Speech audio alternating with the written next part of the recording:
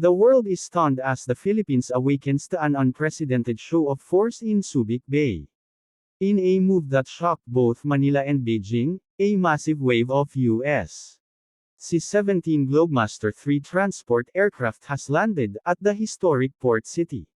Residents describe the skies darkening as wave after wave of American heavy-lift planes roared overhead, delivering equipment, vehicles, and personnel in a non-stop display of raw logistical power.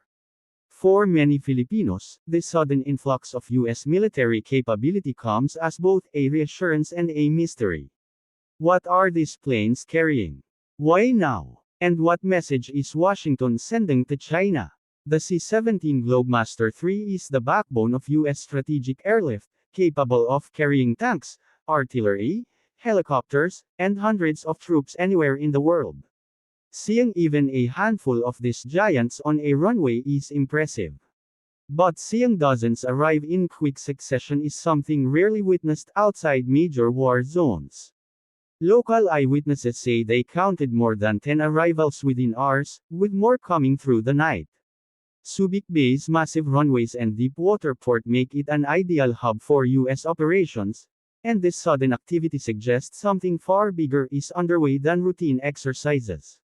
China, which has been locked in tense standoffs with the Philippines in the South China Sea, will not ignore this. In recent months, Beijing has increased its harassment of Philippine resupply missions to outposts in disputed waters. The U.S., bound by its mutual defense treaty with Manila, has repeatedly warned China that any armed attack on Philippine forces would trigger American involvement.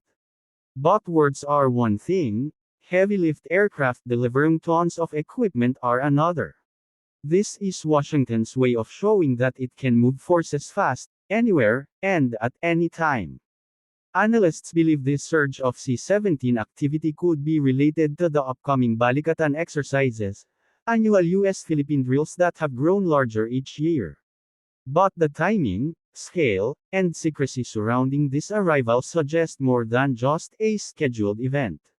The equipment being offloaded reportedly includes armored vehicles, missile defense components, and radar systems, assets that could quickly change the military balance in the region.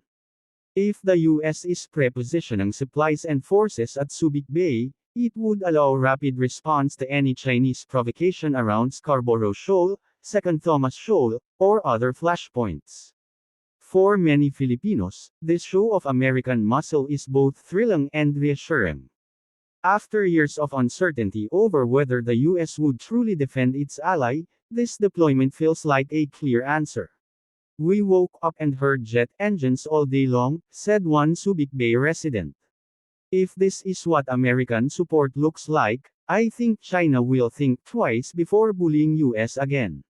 Social media lit up with videos of the massive aircraft landing, prompting excitement, speculation, and even jokes about Hollywood action films coming to life. But Beijing is not laughing. Chinese state media has already condemned the U.S. presence as provocative, warning that such moves increase instability in the South China Sea. The question now is whether this visible American reinforcement will deter China, or push it to escalate further. Either way, the Philippines has just become ground zero in the growing U.S.-China rivalry, and Subic Bay is once again a strategic prize in the Pacific. This is not the first time U.S. forces have used Subic Bay to send a message. During the Cold War, it was America's largest overseas naval base. After the base closed in the 1990s, many assumed U.S. military presence in the Philippines would never return to that scale. But history has a way of repeating itself. With Chinese warships and maritime militia pushing ever closer to Philippine shores, the old alliance is roaring back to life, and the thunder of C-17 engines proves it. Whether this is a rehearsal for rapid deployment, a warning to Beijing, or preparation for a future crisis, one thing is certain, the U.S. is not backing down. And with the Philippines welcoming its ally back with open arms, China now faces a much tougher challenge in the South China Sea. The world will be watching what happens next, as Subic Bay once again becomes the stage for great power rivalry, this time with modern technology, modern tensions, and far higher stakes.